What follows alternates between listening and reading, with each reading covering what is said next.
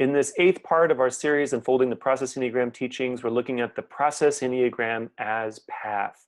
Now we're seeing the Process Enneagram in its full force as a path of transformation, so that we can combine the teachings of the Personality Enneagram, which shows our type patterns, all the ways in which we get stuck, we fall into conditioned reactivity and so forth. We can use that diagnostic of the Personality Enneagram and put it into play within the Process Enneagram, and to show how the Enneagram is also a process of transformation. But before we get to that Process Enneagram of waking up, I want to first take a look at the Process Enneagram of sleepy automaticity. This is the same 9 points or 9 stages, ways in which we actually continue to remain asleep or run our conditioned patterns. This is actually what the description of what this is actually the law of 7. And I've included the shock points 3, 6, and 9 just to show you that they're not really shock points in the Enneagram of sleep. They're really more of just doing the same thing. So we sort of, instead of getting that infusion of conscious labor at 3 and intentional suffering at 6, we're instead just continuing to run the type pattern and refuse responsibility. So basically what this Enneagram is the law of 7 without any awareness or any effort to transform ourselves. And the way I want to do this is I want to use myself as an example. You may know that I run the type 6 pattern in the Personality Enneagram, known as the Loyal Skeptic. And this is my Bitmoji here. Bitmoji is a company that produces these, and I've got the website there if you're interested. So I'm going to be using my Bitmoji as an example of how this process can unfold both in sleepy automaticity and in the process of waking up. And just a little refresher on the connecting lines. My 2 connecting lines as a type 6 are 3 is my resource point and 9 is my growth point. And you see here in this chart the resource points and growth points for all of the 9 types. So whenever I'm talking about resource point or growth point, you're going to want to think about it in terms of your own type pattern. Just another refresher on the connecting lines that when we're disintegrating pressure, we're running the lower side or the unhealthy side of our resource point, and we end up falling into the lower side or unhealthy side, unintegrated side of our growth point. And when we're more integrating, when we're actually on that path of waking up and transforming ourselves, we find options actually at our resource point. The high patterns of our resource point are things that we've disowned. We can bring that energy back in, and we eventually shine forth the high side of our growth point. And so we begin in the Process Enneagram of sleepy automaticity, or the Process Enneagram of our conditioning, at the point 1, which I'm calling unskillful constriction, tightly holding deep core beliefs about what the world is, what I should be, and rigidly clinging to pseudo-freedom of enacting my type patterns to get my needs met in my own way. And the first footnote I want to make is you see the reference to 4 and 7 there. These are the energies of the connecting lines. So 1 is connected to both 4 and 7, and you can see how the energies of those connecting lines also infuse the process. And this goes for both the this Process Enneagram of sleepy automaticity as well as the one for waking up. Okay, so what does it mean that I'm tightly holding my core beliefs? The point 1 in all of us is about that first intention or that first impression. This is our first coming in to the personality, and we have very deeply held core beliefs that we're very tightly holding on to. And this actually creates constrictions in our body, constrictions in our energy. And so for the type 6, as an example, some of the type 6's core beliefs are that the world is a threatening and dangerous place, and that I need to find security. I need to find more predictability and consistency, which is how I understand security. Whatever is stable and consistent and dependable, that's what I'm searching for as a type 6. Then going into point 2, I start creating images around those beliefs. And these images are ways in which I try to get my needs met. So at the point 2, in this image manipulation stage, I'm getting my needs met or my wants satisfied through unconscious control strategies and communicating these pleasing, inauthentic images to others to influence others, to try to use others in some way.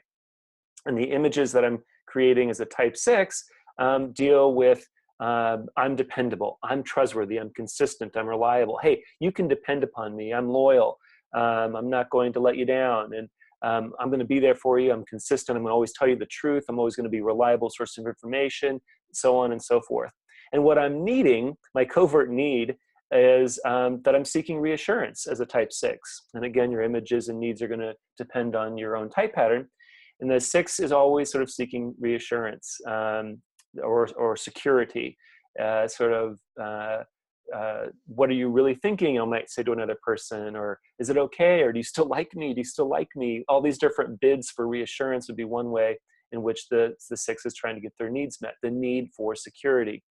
So in ordinary life or ordinary circumstances, I'm running my type 6 pattern. And this is what I've put at point 3. This is just the doing of me. I'm doing my type patterns, and I'm doing them on a stubborn autopilot. This is that fundamental ignorance in all of us, that we have so identified ourselves with our type patterns. And I'm not only doing them, I'm reactively defending them against any vulnerability. So I get very defensive about my type patterns. And this is true again of all the types. So this is that over-identification with our personality, the over-identification with the sense that these patterns are me, and I can't let go of them. I can't give any kind of vulnerability around them. I have to defend them to the hilt, because otherwise I'm losing something of me. And so for the type 6, these are all the different kinds of cognitive fixations that a type 6 runs. We doubt and worry and question and oppose, and we rush in and we prepare for the worst, and we're always thinking of these worst case scenarios. We're suspecting motives, questioning, testing. So these are the ways in which we're running the type pattern. All of these fixations, all of these cognitive fixations, these mental loop patterns are being driven by the passion of the 6, which is fear. And they're all strategies for getting security, getting consistency, getting reliability. I'm trying to discover what in the world is consistent. And I'm very alert to and attuned to, my focus of attention goes to anything that's inconsistent, because inconsistency might be threatening. Well, they said one thing, but then they did this other thing. And because they said something and they did something else, they're a threat to me. What do they really mean? What's their real motive? And so I'm questioning and testing what these motives might be. So what happens when we run our type patterns is that we continue to stay mystified. And this is what's happening at the point 4. We get deeper and deeper into the running of the type pattern. So we deepen our conditioning, but in fact, we're staying ignorant on some level. So the point 4 is missing the ensuing suffering and gifts of myself and others who try to help me. And I push down all the ways in which I'm hypocritical, or the negative consequences of my habitual reactions. All of that gets pushed down into the shadows of consciousness. Now, these shadows can be light shadows and dark shadows. Light shadows are all the positive qualities I'm disowning and pushing into my subconscious, or getting out of my conscious view. And the dark shadows are all of the negative qualities or the negative consequences that I'm pushing out of my consciousness. And so for the type 6, my light shadows are my confidence. My ability to trust myself and trust others, and trust that I'll be able to handle any situation, that I don't need to be prepared for every worst case scenario, that I don't need to be sussing out every potentially dark or hostile motive, because I'll be prepared for whatever comes. If that's their motive, then whatever happens, I'll be prepared for it. That confidence gets pushed out of my, that confidence gets pushed into my light shadows, and I'm essentially giving my power away to other people through all of this questioning and seeking reassurance. And am I okay? And are you okay with me? And are, trying to get that reassurance that we're good and that you don't have a hostile motive toward me. And it turns out that my own hostility is my dark shadow. I don't think I'm being hostile, but through all of this questioning and testing, but it turns out other people don't like it. Other people don't like to be interrogated. And so this testing of others through the interrogation or through erratic behavior, or however I do it, and oftentimes this is unconscious, is really my own hostility that I'm disowning. I'm not seeing my own aggressiveness. And so as we move to point 5, what's happening is that we're obscuring our fears. We're escaping into a fantasy that these type patterns work okay. We keep clinging on to these type patterns. We keep doing them anyway. We start fearfully hiding all of those fears underneath the running of those type patterns. And we hide them even from ourselves. And we detach and lose touch with our sensations, feelings, and reality. So one thing you may notice is that the movement of detaching and losing touch with our sensations, feelings, and reality is something that the type 5 personality pattern does habitually. So type 5s, those withdrawn investigators, are naturally detaching and losing touch with their body and their sensations. And yet this is also the stage, the point 5 in the process Enneagram, that all of us are going through. And this is true of all of the points, by the way. So the point 4, the staying mystified, type 4s work to stay mystified. They work to stay unique, and they try to find connection through their uniqueness, their disconnection. Point 3, that identification with the type pattern, that's what 3s do. They overly identify with their roles. But it turns out all of us, that point 3 in all of us is overly identifying with our type patterns. So you see all of the ways in which these points or stages are going for all of us have qualities in them that mirror or reflect the particular personality style that runs that type pattern. And so all of us at the point 5 in the process Enneagram are losing touch with our sensations, feelings, and reality. We're essentially going into the loop patterns of our stories. And this is true for even, say, the type 4 personality style. The type 4 personality style is all about getting into feelings and finding their uniqueness and their authenticity and their identity through expanding feelings. They have a passion for feelings. And yet what's happening is that they're moving into a kind of fantasy. They're moving into an embellishment of these feelings. They're generating the feelings in order to support the stories going on in their head. So they're actually losing touch with processing the genuine feelings underneath that, processing the genuine sensations. That's just one example of the type 4 personality to show how all of the types are in fact at point 5 in the process losing touch with reality, losing touch with our bodies. We're getting into our stories, we're getting entangled. And what's happening is that we're also obscuring why we're afraid to let go of our type pattern. All those fears get obscured as we're defending our type pattern. So these are all the things that my normal type 6 pattern is running from or trying to obscure and hide as I lose touch with my sensations and feelings, and I continue to run the type pattern quite stubbornly. And so if I continue to run the type pattern, what I'm doing at point 6 in the process is I'm refusing responsibility. So at the point 6 in the process for all of us, what's happening is that I'm out there testing, I'm interrogating, I'm questioning people, and people might say, you know what, you're being really hostile. You're being really hostile, and I don't really want you to question me in this way, or why don't you just believe me? Aren't you just going to believe me? And so my patterns are getting unmasked. I'm starting to say, wait a minute, my strategies for finding security are being challenged. And what I'm doing then is I start reacting. And what I do is I project my shadow onto the other person. So the other person is saying, hey, I don't want these questions. And I'm saying, wait a minute, you're the one who's hostile. You're the one who's inconsistent. You're the one who's unreliable. You're the one who's creating insecurity in the environment, not me.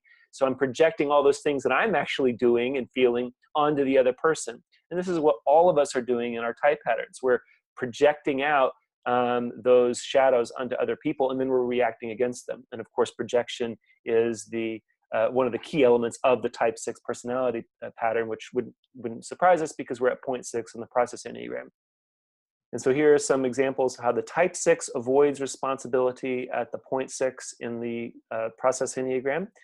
Type 6s accuse other people, we project hostility onto others, and we accuse ourselves to avoid hostility and to avoid true justice being meted out by other people, truly seeing and feeling the impact of our actions. The way we do this is we actually, 6s can run a pattern where we have so displayed all the things that we've done wrong, we've so covered all of our bases that we can display these to the authorities and say, look, I already know what I've done wrong, and please don't harm me. Don't shoot me because I've already shot myself, kind of thing. So that accusing ourselves is even a way of avoiding responsibility. It's a way of still avoiding really feeling the impact from the other person and really feeling the consequences and justice. It's a way of kind of protecting ourselves through self-accusation.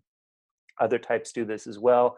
For example, 4s can be very self-rejecting in the same way. I'm going to reject myself so much that even when you claim to reject me, I won't have to feel it because I've already rejected myself, that kind of thing. Okay, so now at point 7, what's happening is that we're distracting away from the type pattern. This is when we're frantically running pseudo new possibilities of the low side of our resource point. And we're discharging the rising panic energy we're feeling through escape in stress patterns, which are unconscious strategies. So what I mean here is that we're looking at our resource point, we're looking at the low side of our resource point, and what's happening is that our type patterns are no longer working in the scenario. Something has attacked them enough, and our defenses have shaken enough that we need to go to a different strategy. And so we think we're making free choices, but in fact, we're not so free at all. We're actually quite slaves to our conditioning most of the time. And what's happening is that instead of making a free choice for a responsive action, we start getting reactive in a slightly different way. We get reactive by running the low side of our resources point. And so continuing with the example of my type 6 patterns, type 6 escapes to start running the unhealthy side or the low side of type 3 patterns. For example, we might frantically compete to prove our worth, or we might hide our deviance or failures in deception. These are just a couple of examples, by the way. All of this is just touching on a couple of examples of the very rich resource of the personality Enneagram.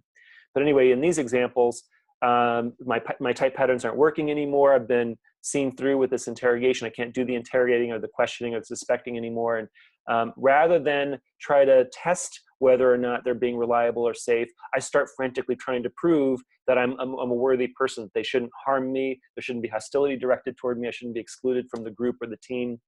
Say, for example, if a supervisor has challenged me in some way and my avoiding responsibility hasn't worked, I might start trying to prove my worth through this competition, through my fierce achievement-oriented side. But it's not in the same way as threes are trying to achieve in order to feel worthy, to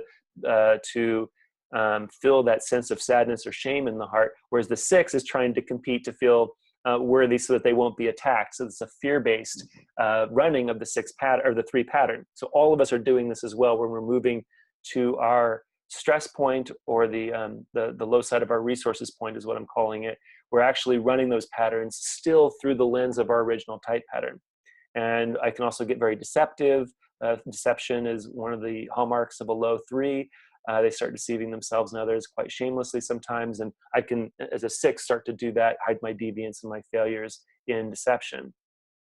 And so at point 8, now we're at the point where if we continue to run our patterns, we continue to run our conditioning, even those resource patterns start to maybe falter in some way, and we have to run even another backup set of patterns. So again, we're thinking we're making a free choice, but we're not free at all. We're just running the script, and the script is for us to move into the low side of our growth point, sometimes called integration point. We start running the unhealthy patterns of our growth point. We double down on further withdrawal, retreating in a callous, devolving into the low side of our growth point, and we justify all of our harmful, shameful actions as getting what's owed to me. Now we're starting to understand quite shamelessly that we are asserting the me. The me is getting a little bit more naked in its aggression, naked in its seizing of what it thinks its needs are. And so for the example of the type 6, type 6s devolve into the lower or unhealthy side of the type 9, which is the growth point for the 6, or the integration point sometimes called. And so what this looks like for the type 6 is that we can get very apathetic. We can sort of hide under the covers, withdraw from the world altogether. And we can also start spinning these conspiracy theories of connected hostility. We can just feel like everyone's against us. And we can really kind of start to lose our minds with this sense of connected hostility. We know that person did this, and then, oh, that must be connected to this other thing, and they must be in collusion against me. And so there's all of this paranoia, deep paranoia that can happen. And I want to say that these low side patterns of our growth point for all of the types, that they can be really, really dark and unhealthy, really hard things to look at. And we don't happily spend a lot of time there, hopefully, in our lives for the most part. These can be quite pathological in the low side. But we can actually sometimes see that there are different periods where we've touched on these patterns, or maybe we can see how some of the patterns could go that low, could devolve in that way. So I just want to point out that we're not always living in this area, but it's absolutely worth looking at, because it's that suffering, that very deep suffering, that we can transmute into greater freedom and compassion and free flow of energy, as we'll see. And so finally, as we carry on running the low side of our growth point patterns, this blind separation occurs at point 9. We really devolve into a confused and distorted alienation from everything and everyone, from others, even from ourselves. We're alienated from ourselves. This is the bottom of the barrel. We're alienated from our free energetic flow. We're alienated from wisdom and love. We can really feel separate and alone. And we start to go to sleep in resignation, in apathy, in giving up, in hopelessness, until we start to repeat the doing of the cycle again, and we're back at point 1. And so again, using the example of the type 6 personality pattern, at point 9, alienation for a 6 looks like full-blown paranoia, full-blown scapegoating of other people. And one example of a famous type 6 is Richard Nixon. We can think of Richard Nixon in the throes of paranoia, sort of drinking alone in the White House or drinking with Henry Kissinger, and sort of spinning these webs of conspiracies and hostilities against him, scapegoating other groups, other people for our problems is a pattern of the 6.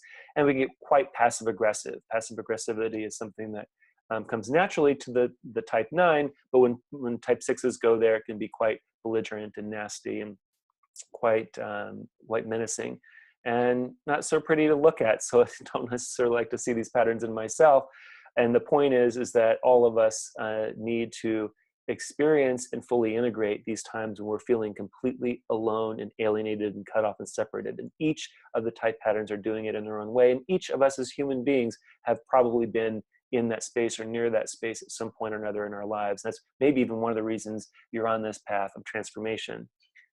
And so that concludes our summary of the process Enneagram as a way of keeping in sleepy automaticity, or keeping the running of our loop conditionality in that two-dimensional circle, the ways in which the law of 7 kind of creates a closed system of repetitive patterns where we set out for one thing, looking for security for the type 6, but we end all the way at point 9 with blind separation and alienation and being apart from other people and feeling completely insecure. And this is how all the type patterns run when we're in fundamental ignorance, when we're asleep.